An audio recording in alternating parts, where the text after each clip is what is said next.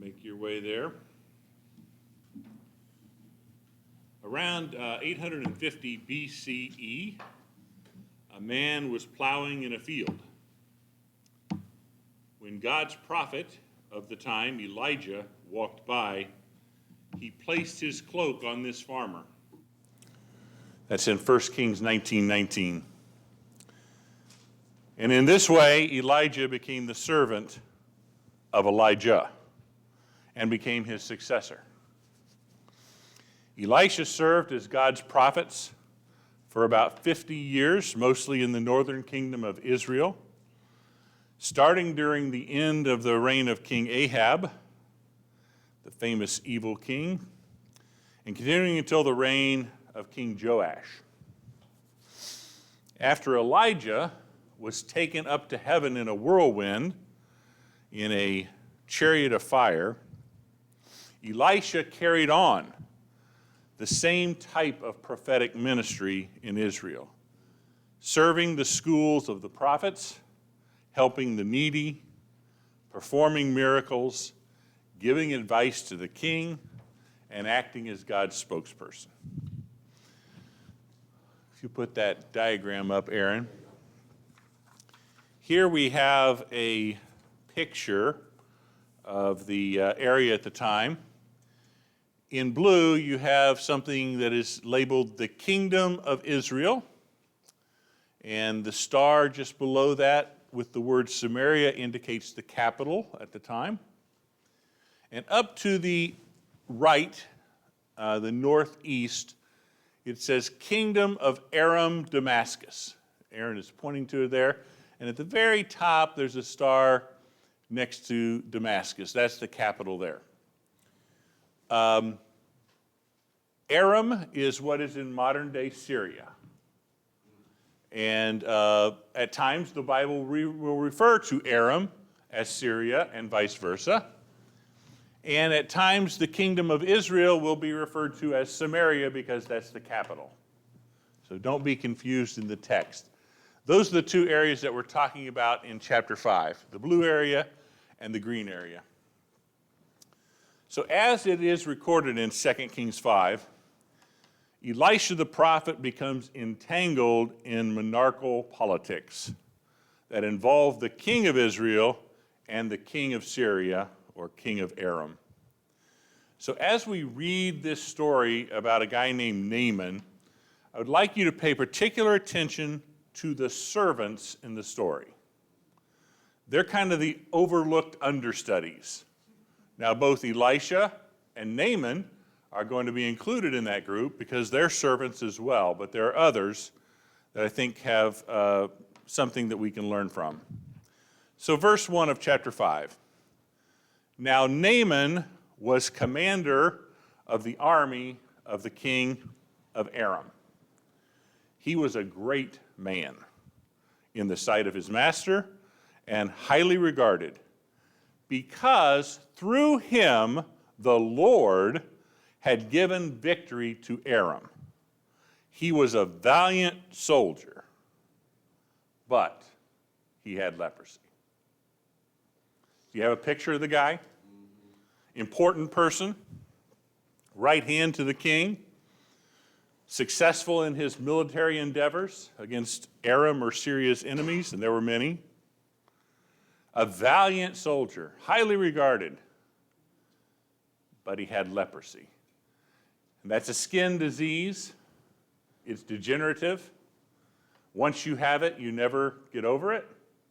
It only gets worse. It steals parts of your body from you over time. It starts at the extremities, the tips of your fingers, tips of your nose, your ears, all start to waste away. And once they're gone, they're gone. And so every year is worse than the year before. It's a terrible fate to have. Going on in verse 2. Now bands of raiders from Aram had gone out and had taken captive a young girl from Israel, and she served Naaman's wife. She said to her mistress, "If only my master would see the prophet who is in Samaria," that's Israel, he would cure him of his leprosy. Simple as that. This is a problem with an easy solution. You just go to Israel, you see the prophet, and you're cured. I don't know how old this young woman was. I could imagine her being, 6, 8, 12, young. I mean, she's clearly a child, but this is the faith of a child. She knows what she knows, and she believes it. Firmly enough to tell her master, Naaman's wife, tell his wife what Naaman ought to do. Perhaps incredibly, Naaman went to his master, and Naaman's master, of course, is the king of Aram, king of Syria, went to his master and told him that what the girl from Israel had said. And of course, he was dismissed as ridiculous. No, he wasn't. The king of Israel says, by all means, go. I will send a letter to the king of Israel. So Naaman left, taking with him 10 talents of silver, 750 pounds of silver, and 6,000 shekels of gold. That's 150 pounds of gold. And just to round it off, 10 sets of clothing.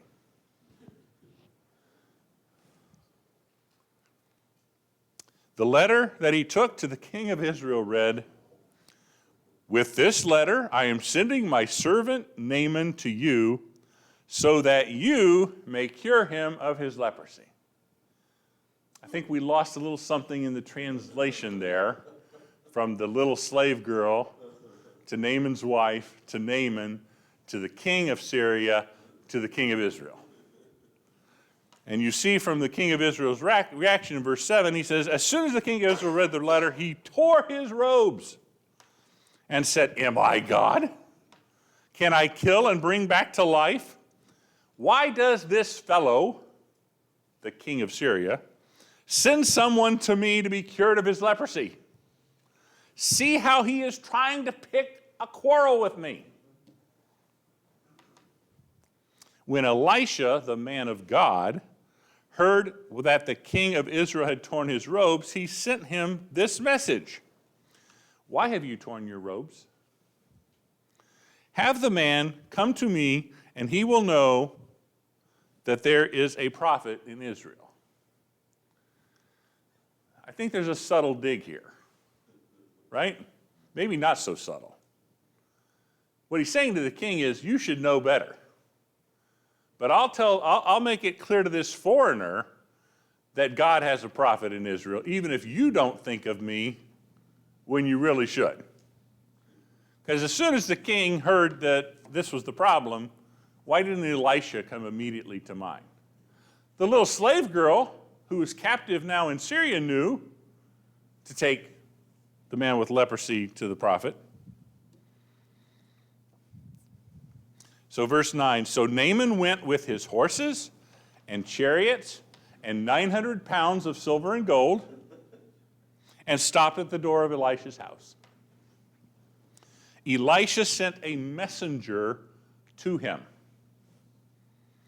Go wash yourself 7 times in the Jordan, and your flesh will be restored and you will be cleansed.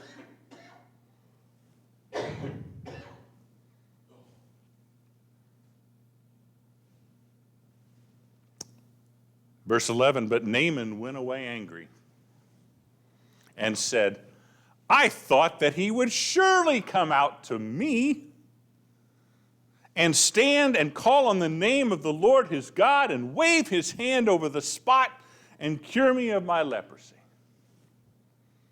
Are not Abana and Pharpar, the rivers of Damascus, better than all the waters of Israel? Better, he means cleaner. He's right. Couldn't I wash in them and be clean? So he turned and went off in a rage. Now he's come all this way into a country that is often at war with his country. He's seen the king of Israel. only to have a dramatic reception there. He's finally directed to the right guy. He goes to Elisha's house. Elisha won't even come out. He sends a messenger out, gives him the message, and it's not the message that Naaman was wanting to hear. He expected something else. He didn't get it. To the rescue come Naaman's servants. Verse 13, Naaman's servants went to him and said, "My father," or "my master, if the prophet had told you to do some great thing, would you not have done it?" If he'd have said, "Naaman, get in your chariot and head south, and I want you to go all through the kingdom of Judah and down to the kingdom of Edom and cross over these Arabu tribe area until you get to Egypt. And when you get to Egypt, turn around and come back, and you'll be cured of leprosy." Do you think Naaman would have hesitated a moment to get in that chariot? Absolutely not. He'd have been gone in a flash, because that was the great thing he was expecting, right? He was expecting something dramatic. He expected to have a spectacle. He didn't expect to go dunk himself 7 times in the dirty Jordan River. Nothing impressive about that. But the servants are making a point. If he'd have told you to do something ridiculously hard, you would have jumped at it. But because it's so easy, you're going to let this opportunity pass you by. Naaman turns out to be a wise man. How much more then, the servants say, when he tells you, "Wash and be cleaned"? So Naaman went down and dipped himself in the Jordan 7 times, as the man of God had told him, and his flesh was restored and became clean like that of a young boy. Success. He did what he was told to do, and he got the result that he wanted. Then Naaman and all his attendants, I mean, this has to be a big entourage, right? Went back to the man of God. He's not talking to a messenger this time. For he says, he stood before Elisha and said, "Now I know that there is no God in all the world except in Israel. So please accept a gift from your servant." So Naaman started this story as a servant of the king of Israel, and now he's referring to himself as a servant of Elisha. The prophet answered, verse 16, "As surely as the Lord lives whom I serve, I will not accept a thing." And even though Naaman urged him, he refused. Naaman says, "If you will not take these gifts, please let me, your servant, be given as much earth as a pair of mules can carry, for your servant will never again make burnt offerings and sacrifices to any other god but the Lord. But may the Lord forgive your servant for this one thing. When my master, the king of Syria, enters the temple of Rimmon to bow down, and he is leaning on my arm, and I have to bow there also, when I bow down in the temple of Rimmon, may the Lord forgive your servant for this." Go in peace, Elisha says. So Naaman comes to Israel to see a prophet. He at least sees the prophet's messenger. He gets the cure for leprosy. He is convinced by his servants to carry out the task that he's been given. He does so. He's cured. He goes back. He tries to press a gift upon God's prophet. Elisha refuses and says, "No, thank you." Naaman switches tacks and says, "Then let me have some dirt to take home so I can make an altar there, and I will worship only Israel's God. And when I have to do my duties to the king of Syria and go to the temple of this foreign god, I'm not really bowing down to him. I'm only being forced to because the king bows down and he's on my arm." So Naaman leaves. I'm sure he's headed back to Aram, Damascus. He's headed home. He's cured. And another servant enters the story at this point named Gehazi.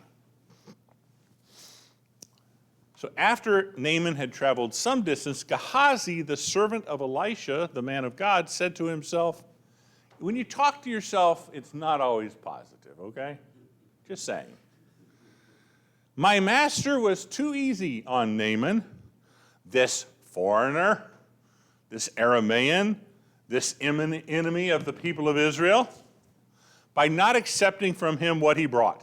I mean, the guy brought it. It's a shame to make him take it all home, right? I mean, it's almost a burden to send him back with all that gold and silver. You can hear the rationalizations in Gehazi's mind. As surely as the Lord lives, I will run after him and get something from him. Just a token, maybe. Just a memento, perhaps. So Gehazi hurries after Naaman. When Naaman saw him running toward him, he got down from his chariot to meet him. Is everything all right? He knows who Gehazi is. Gehazi was likely the messenger that Elisha sent out to talk to him in the first place. Everything is all right, Gehazi answered. Then the big lie. My master sent me to say,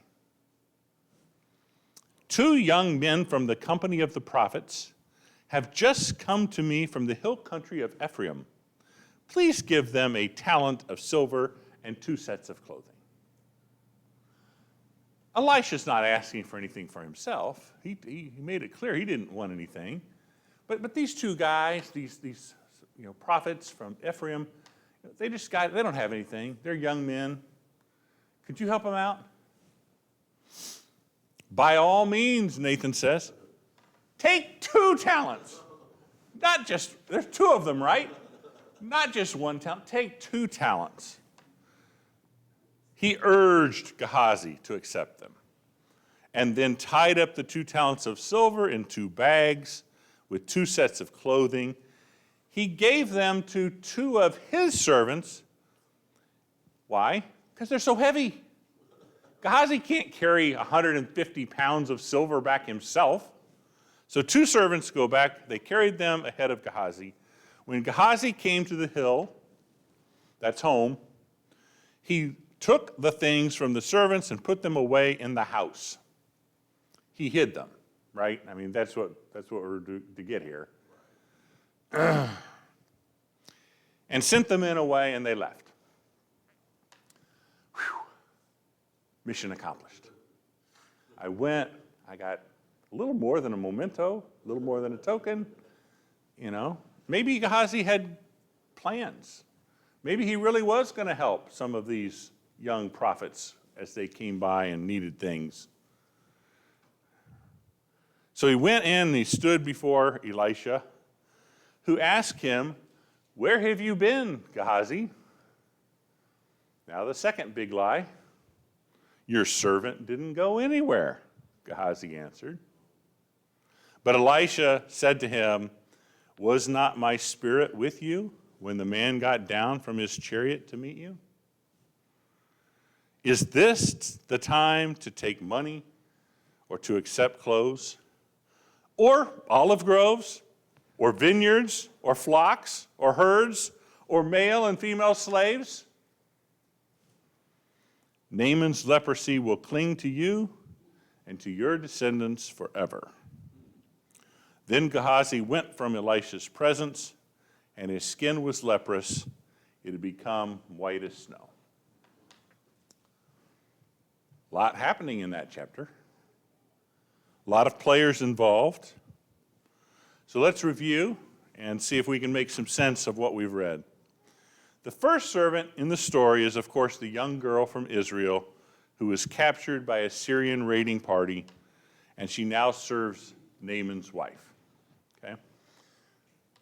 She's perhaps the easiest to understand in some ways, and yet she didn't have to speak up. right? I mean, she's a slave. She was captured and taken from home. She doesn't owe Naaman or Naaman's wife anything.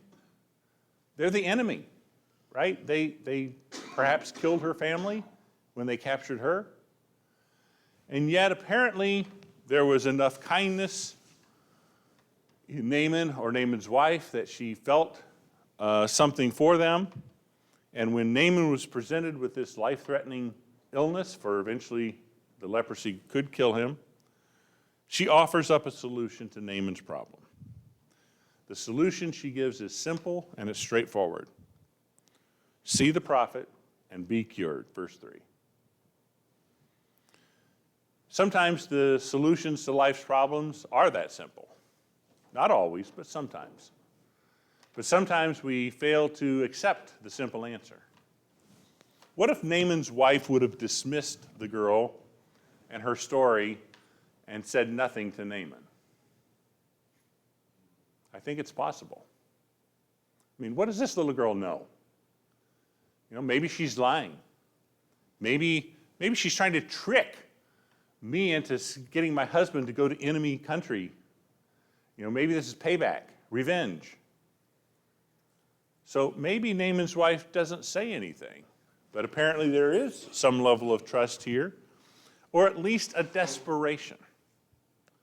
Maybe Naaman's wife doesn't have any other answers. My suspicion is Naaman has thought of and tried everything he could think of. I bet he saw the greatest physicians that Syria had to offer. He's a great man. He's the king's right hand. Nothing would be spared him. And you know what they told him? We can't fix that. You're too broken. Maybe he went to the temple of Rimmon, where the king likes to go worship. And maybe he asked Rimmon to fix this leprosy. And you know what he got? Stone cold silence, because that's not a real God in Rimmon. So, for whatever reason, Naaman's wife says, hey, Naaman, this little Israeli girl, she says there's a man in Israel that can cure you. Do you want to try that? And again, there's an off-ramp here, right? Naaman can reject this and say, that sounds a little sketchy to me. I'm not sure I'm going there. I don't think that's a great idea. But you know, he goes to the king. It's not really his choice. I mean, he can't just leave the country. He's the commander of the army. It'll be noticed. So he goes to the king and says, hey, heard this story. It's a little far-fetched, perhaps, but I'm convinced enough I think I ought to go. The king says, go. And by the way, you ought to take some gifts, because this has to be an expensive endeavor. Nothing like that would be free. You're going to have to pay a lot for this, but that's okay. You're important enough. Here's 750 pounds of silver. Here's 150 pounds of gold. Here's 10 nice sets of clothes. That ought to get the job done. And by the way, I'll give you a letter. Surely the king of Israel won't deny you anything if he gets a letter from me, because I'm an important guy too. So, with all these things, Naaman believed the servant girl, and he went to the king of Syria and then to the king of Israel with his letter in hand. Naaman is the second servant, right? He's also a leading character in the story, but he is a servant of the king of Syria. Though he was a great man, verse 1, he served a master, verse 4. The king of Syria agreed to this request, providing the letter for the king of Israel. And as I mentioned earlier, something did get lost in translation here, right? Because the letter implies, actually it states, here's the man who I find highly regarded. He's my special servant. He has leprosy. You cure him. The king of Israel took that to mean he was to personally cure this man. Whether that's what the king of Syria intended or not, that's how it was taken. Of course, that's not possible. King doesn't have that ability. He knows he doesn't have that ability. So the king of Israel panics. I mean, there's really no other way to describe what he did. He believes that this is the first salvo of probably an invasion of his country. The king of Syria is trying to pick a fight, and now he wants to make it look like I'm responsible for the fight. He's going to use this to say, I asked you for help and you wouldn't give it to me. And then he's going to send his army over the border. He's going to attack all my cities. He believes he's being baited or intentionally insulted. And so the king does what Old Testament characters often do. He tears his clothes and he rants about the unfairness of life. This isn't right. It's not fair that the king of Syria would ask this of me. Old Testament characters were hard on clothes. I just have to say. They were always tearing their robes, their tunics, whatever. If you were a seamstress in Israel, you had a lifetime of work, I'm sure. The third servant is Elisha. He's also one of the main prominent characters, but he's a servant of the Most High God. He advises the king in matters both spiritual and national and political, like this one. He advises the king to send Naaman to him, which is exactly what what the king of Israel should have done in the first place. This was well beyond his capabilities. Only God could accomplish this. He even says, "Am I God?" He knows that he can't do it because he's not. He knows only God could fix this problem. And so why not send this man to God's servant on earth, Elisha? There's a little tension between the king of Israel and Elisha. Okay? Elisha doesn't always bring good news to the king. He often points out things that are not going well in Israel. And the king doesn't really take kindly to that. And in fact, if you want to sneak ahead a couple chapters in your reading time this week, you'll see that the king decided that a famine that had come to Israel and was so desperate that cannibalism was taking place in the capital city. The king decided the solution to this problem was, I'm going to kill Elisha. That's how much they didn't really get along. So the king doesn't think of Elisha, but Elisha, hearing what's happened, of course he has spies at court, of course he does. I mean, how else could he do his job, right?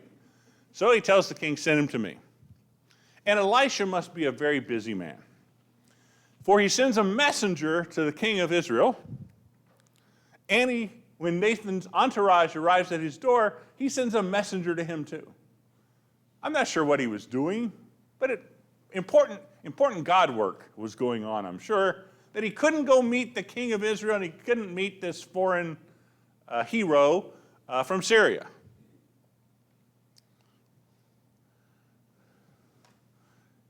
I'm always impressed by verse 11 and how specific Naaman's vision was of what was going to happen when he met this great man. When he met Elisha, he just had pictured in his mind, he's going to come out and he's going to wave his arms, and he's probably going to say some magic words, or at least he's going to pray to God, and he's going to to put his hands over the place where my leprosy is, and then I'll be cured. And so when he got the word through the messenger of what he was to do, it didn't even come close. That's not how this is supposed to happen. This is not special. This is mundane. This is boring. Remember when the rich man came to Jesus and said, what do I need to do to inherit eternal life? You know what that guy had in his mind? You need to build a synagogue. You need to make a donation to the temple. You need to do something grand. You need to do something impressive. You need to do something that people will talk about for years and years and years. And what did Jesus tell him? Sell all that crap and come follow me. That's as boring as it gets, right? But you don't even have a place to sleep tonight. You don't know where your next meal's coming from unless a little boy shows up with a basket with some bread and fish in it. And that's what you're telling me is the answer? I think Naaman is having the same reaction here, right? He doesn't get the answer he expects, and it blows his mind. So he storms off. He's angry. Now the fourth set of servants come in. Those are Naaman's servants that we've already spoken about. They keep hope alive. They were not discouraged by the simplicity of the act of dipping in the Jordan River. Naaman was ready to toss it all, right? This was his last chance. No hope was left. It's over. I've lost. Leprosy wins.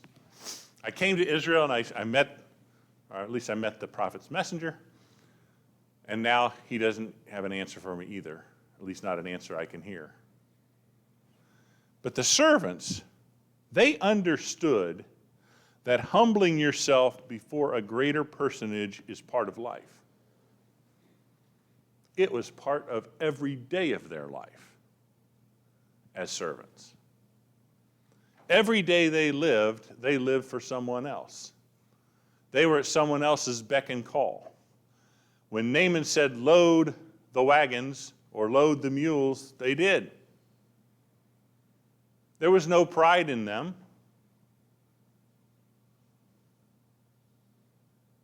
They had a different life than Naaman had. Despite his leprosy, Naaman had a life of privilege that kept him from seeing what they could see so clearly. They said, this is easy. Why do you chomp at the bit? Why do you tug against the rein? If he'd have said, do something spectacular, you'd have jumped at it. But because he says something simple and easy, something you can test in the next hour, you're saying no? And perhaps it is a testament to Naaman that he listened to these servants. He could have dismissed them, but he's in the habit of listening to servants, like the little Jewish girl, right? Little Israeli girl. So he listens to them too, and sure enough, it works. You know, the only mention of Elisha in the New Testament comes in Luke chapter 4, where Jesus says in verse 27, and there were many in Israel with leprosy in the time of Elisha the prophet. Yet not one of them was cleansed, only Naaman the Syrian. And he's making a point to the Jewish leaders of his time that faith matters. Why hadn't those with leprosy in Israel come to Elisha? Why weren't they cured? Is it because Elisha couldn't do it? Obviously not. He could do it. They didn't believe. They didn't have faith. And yet this foreigner, and that's Jesus' whole point, is that the foreigners are coming into the kingdom ahead of you because you won't believe. But Naaman did. And after he was cured, Naaman returned to Elisha, offered these gifts. Elisha says no. And I think the point is this. Can you buy God's favors? I mean, isn't that kind of the nature of the transaction here? Naaman wants to pay for what he got. And Elisha's saying you can't buy what God gives for free. It wouldn't have mattered if it was an amount of money 10 times greater. It wouldn't have mattered if it was a fraction of the amount. Elisha wouldn't take a single coin, much less all of them. Is healing available only to the highest bidder? You know, they're going to have a little auction. Okay, now that I've proven I can do it, line right up. He who's got the most coin gets the next healing. No. That's not how God works. Certainly not how God's prophet works. Naaman expressed his faith in the Lord as the only true God and asked that his actions while with the king of Syria at the idolatrous temple of Rimmon would not be taken as idolatrous. And then we get to the last servant in the story, of course, Gehazi, the personal servant of Elisha, someone who probably should have known Elisha better than anyone else. And yet, he didn't agree with what his master had decided.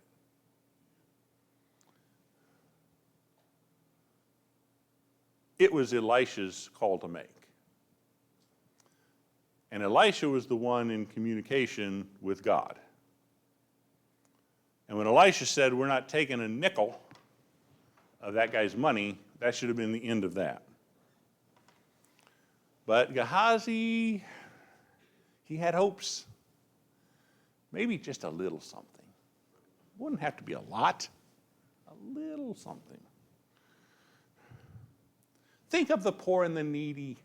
Think of all the good we could do with that money. Remember a guy in the New Testament when the woman came and poured the expensive oil on Jesus' feet? He turned to the disciple and says, hey, we could have sold that expensive oil and given the money to the poor. This is the guy skimming off the till. What he's seeing is part of his money going away. Perhaps Gehazi is seeing the same. Those young prophets were always needing things, especially clothes. They wore out. Where were they going to get more clothes? And why should this foreigner get free healing in Israel? It's not fair, not right. So Gehazi runs after Naaman, catches up. And then he says, my master sent me to say. The first big lie. Don't miss this. A prophet's words have power because they speak for the Lord. When Gehazi falsely claimed to be speaking Elijah's words, he was falsely claiming to be speaking for the Lord. This is serious sin, folks. This is not a white lie. This is not a, oh, maybe I forgot and didn't get it quite right.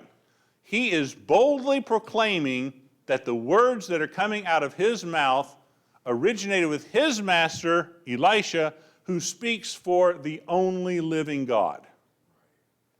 This is hubris at a level that explains the punishment he was to receive. Don't feel sorry for Gehazi. Gehazi made the bed that he ends up lying in himself by pretending to be speaking for the Lord. This infringed on God's prerogative and on God's sovereignty. And there will always, always be a serious penalty when we choose to infringe on God's prerogative and his sovereignty. So Gehazi gets back with the loot. I like to call it loot because I think that's what it was. And he lies directly to Elijah. Where did you go, Gehazi? Nowhere. Been here the whole time. Doing my thing, serving. That's what I do. Elisha knows that's not true. He knew it wasn't true before he asked the question. You see, Elisha had been there in the spirit when all this happened.